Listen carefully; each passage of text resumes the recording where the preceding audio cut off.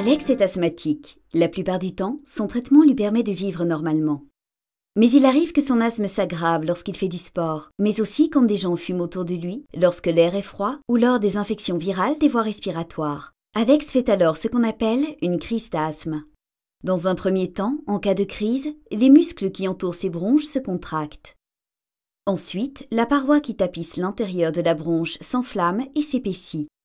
Enfin, une substance appelée mucus qui protège en principe les parois des bronches est produite en trop grande quantité, ce qui empêche encore plus l'air de circuler normalement.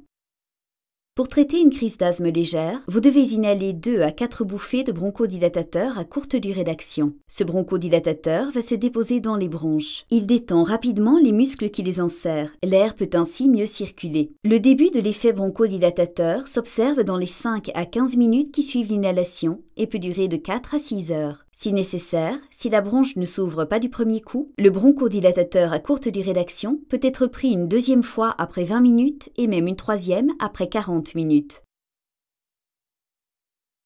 Mais en cas de crise d'asthme sévère, ce traitement ne suffit pas car l'inflammation de la paroi et l'accumulation de mucus sont trop sévères.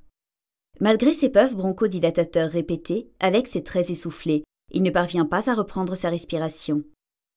Dans cette situation, il est nécessaire d'ajouter un corticoïde par voie générale. Il doit être avalé par la bouche, en comprimé ou en sirop, ou si nécessaire, administré à l'hôpital sous forme de piqûre. Il s'agit de médicaments anti-inflammatoires qui vont passer dans le sang puis dans les bronches. Ils ont donc une action dans tout le corps et en particulier dans les bronches. Les corticoïdes par voie générale doivent être pris sous contrôle du médecin. Lorsque les corticoïdes par voie générale sont pris, il leur faut environ 1 heure pour commencer à être vraiment efficaces, avec un effet qui persiste plusieurs heures. Si nécessaire, ce traitement devra être continué plusieurs jours, mais rarement plus d'1 semaine. Mais Alex n'est pas pour autant guéri. Ses bronches restent fragiles. Pour avoir de moins en moins de crises, il vaut mieux prendre un traitement d'entretien préventif tous les jours.